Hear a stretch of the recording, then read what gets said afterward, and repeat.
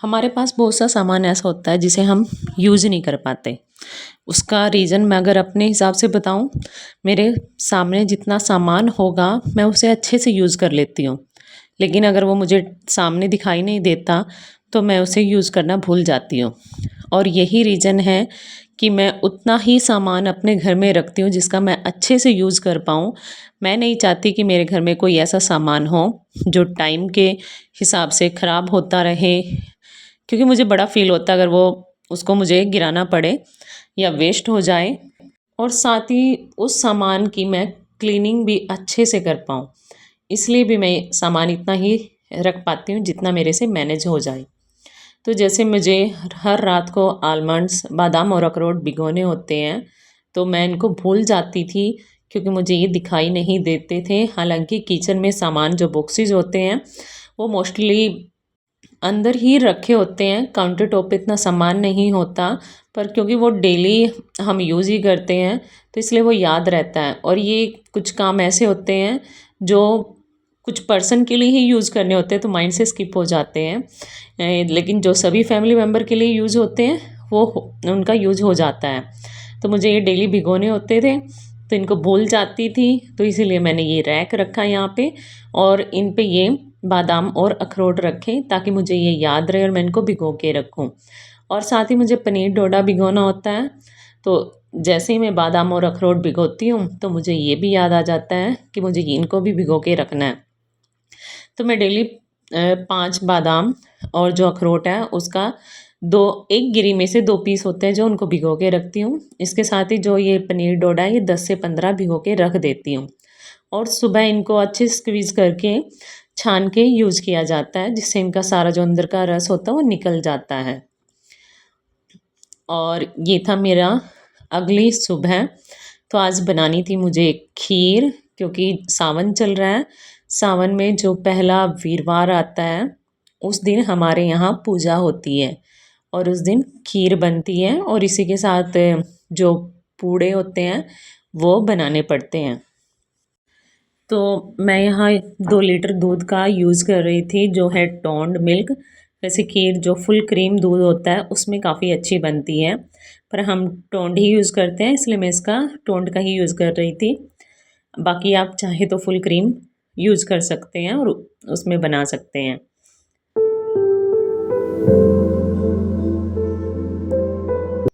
वैसे बहुत सौ के यहाँ होती होगी शायद ये पूजा सावन का जो पहला वीरवार आता है उस दिन। तो जिसके यहाँ होती है पूजा प्लीज़ कमेंट करके बताना कि आपके यहाँ भी ऐसी पूजा होती है कि।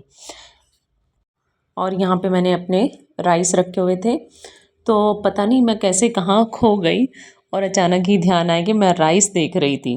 और ऐसा लगता है कि वाकई में मेरे अंदर B12 की कमी हो गई है, क्योंकि मैं कई बार जैसे कोई चीज़ देखने जाते हैं तो भूल ही जाते हैं कि हम क्या करने आए थे, और फिर थोड़ी देर बाद माइंड में आता है, सोचते हैं काफ़ी कि हम आए क्यों थे यहाँ पे। शायद इसीलिए मैं अपना सामान अपने सामने रखने लगी हूँ। तो ये चावल है जो हम खुद ही अपने पास जीरी लेते हैं, धान बोलते हैं जिसको, और उसको फिर जो सेलर वगैरह होते हैं यहाँ से कुटवा के लाते हैं। और उसमें थोड़ा बहुत, क्योंकि वो जो धान है उनके छिलके से होते हैं जो वो रह जाते हैं थोड़े बहुत, तो मैं उन्हीं को ऐसे जो आटा बनाने की परात होती है उसमें डाल के उनको साफ़ कर रही थी। उसके बाद मैं इनको 4 से 5 बार पानी में अच्छे से धोऊंगी, क्योंकि इसमें थोड़ी बहुत दवाई भी लगा के रखी जाती है, क्योंकि बारिश का मौसम है और कीड़े वगैरह ना आए। क्योंकि हम एक साथ ही बहुत सारे जो अपने चावल हैं वो कटवा के ले आते हैं, और ये लगभग 1 साल या 10 से 11 महीने तक चल जाते हैं आराम से, और बार बार चावल लाने की प्रॉब्लम हमें फेस नहीं करनी पड़ती। वैसे हम खीर के लिए जो बिल्कुल कुटे हुए चावल होते हैं जिसको हम टोटा बोलते हैं, टूटे हुए चावल बोला जाता है, वो यूज़ किए जाते हैं, क्योंकि उनसे खीर काफ़ी अच्छी बनती है। उसका टेस्ट अलग ही आता है। और ये दूसरे चावल है इसलिए मैं इनको भिगो के रख लूँ और हाथों से थोड़ा मैश कर लूँगी, ताकि ये थोड़े उस तरह के ही थोड़े बन जाएँ। वो स्वाद तो नहीं आता पर फिर भी ठीक रहते हैं, क्योंकि खीर में वो खड़े-खड़े चावल होते हैं जो वो अच्छे नहीं लगते इतने।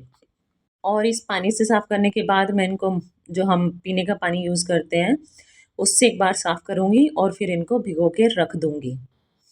भिगोने के बाद ही जो है थोड़ी देर तक भिगोए रहते हैं, तभी इनको हाथ से थोड़ा वो किया जाता है मैश, ताकि थोड़े ये टूटे हुए से बन जाएँ। क्योंकि दूध मैंने वैसे भी सिम पे किया हुआ है, तो उसको तो अभी बॉयल होने में टाइम लगेगा और तब तक चावल अच्छे से जो पानी में भीग चुके होंगे।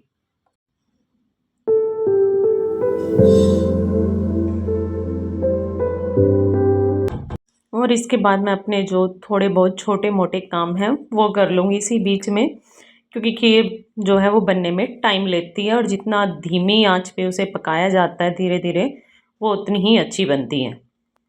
और ज़्यादा दूध हो, चावल कम हो, तो उस खीर का तो स्वाद ही अलग आता है, क्योंकि वो जैसे ही धीरे धीरे मैश होते हैं, एक दूसरे में मिक्स होने लगते हैं, पकने में टाइम लगता है, तो वो अलग ही टेस्ट आता है उससे। और इसी के साथ मेरे जो बर्तन थे मैं उनको क्लीन कर रही हूँ इस टाइम पे, क्योंकि चावल इस जो मैं इस डिब्बे में रखती हूँ वो ख़त्म हो चुके थे, तो मैं इसको अभी वॉश करके रख दूँगी। मैं एक साथ पूरी किचन साफ़ नहीं करती, मैं इसी तरह करती हूँ, जो धीरे धीरे डब्बा जो भी खाली होने लगता है मैं उसे साफ़ कर देती हूँ। पहले मैं हालांकि पूरी किचन को एक साथ साफ़ करती थी और उस दिन बस किचन ही साफ़ होती थी, और लास्ट में मैं इतना थक जाती थी कि लास्ट में जो भी किचन का पार्ट साफ़ करना बचता था मैं उसे बस ऐसे ही साफ़ कर देती थी फटाफट। और अब मैं इसी में शक्कर भिगो के रख दूँगी एक बॉक्स के अंदर, क्योंकि मैंने बताया पूड़े बनने वाले थे जो बनते हैं शक्कर के साथ। आप वैसे चीनी के भी बना सकते हो, पर मैं शक्कर ही यूज़ करती हूँ क्योंकि उसका स्वाद काफ़ी अच्छा लगता है। शक्कर यानी कि जैगरी पाउडर, और इसमें पानी डाल के इसको भिगो के थोड़ी देर के लिए रख दूँगी। वैसे इसको भिगोने की इतनी ज़रूरत नहीं पड़ती, पर फिर भी थोड़ी बहुत जो शक्कर के अंदर भी गुठली सी होती है वो अच्छे से मैश हो जाएगी तब तक। और इसको मैं ढककर रख दूँगी तब तक थोड़ी देर के लिए। मैं देखो साथ के साथ ही अपने जो किचन का जो सामान है वो साथ के साथ ही क्लीन कर रही हूँ, जिससे किचन साफ दिखाई दे। और यह पूड़े का बैटर जो आटे से बनाया है, और इसमें मैंने वो घोल छान के डाल दिया था, और ये कुछ इस तरह का होना चाहिए, इतना पतला, और इसमें जो गांठें हैं वो नहीं होनी चाहिए। इसके साथ ही हम नमक वाले चीले भी बनाएंगे, जो मैं लोहे के तवे पे बनाती हूँ। हमेशा मैं इसी का यूज़ करती हूँ, क्योंकि मुझे समझ नहीं आता कि मैं कौन से वाला दूसरा जो तवा होता है वो लूँ, क्योंकि बोला जाता है ये मत यूज़ करो वो मत यूज़ करो। तो पुराने टाइम में जब लोहे का तवा यूज़ किया जाता था, मैं इसे ही यूज़ कर रही हूँ। आपको सिर्फ इस बैटर को जो एक कड़छी है उसकी हेल्प से डालना है, फिर धीरे धीरे ऐसे फैला देना है। इसमें पहले हालांकि मैंने 1 चम्मच ऑयल डाला है, और इसको जैसे ही आप फैलाओगे और ये पकने वाला होगा, तब धीरे धीरे थोड़ा सा ऑयल, सिर्फ पहला पूड़ा होता है जो इसको पूड़ा बोला जाता है, उसी पे डालना, उसके बाद नहीं यूज़ करना है। ऐसे धीरे धीरे सिर्फ आपको थोड़ा सा ऑयल नीचे लगाना पड़ेगा, वो भी तीसरी बार। सेकंड टाइम बनाओगे इसके बाद जो मैं बनाऊंगी उसमें ऑयल नहीं लगेगा। और ये देखिए बड़ी आसानी से ये निकल जाते हैं, यानी कि इससे और कोई प्रॉब्लम भी नहीं आती। और ये, और देखो इसको मैं हाथ से ही यहाँ से सीधा कर देती हूँ, चिपकेगा भी नहीं ये इतना।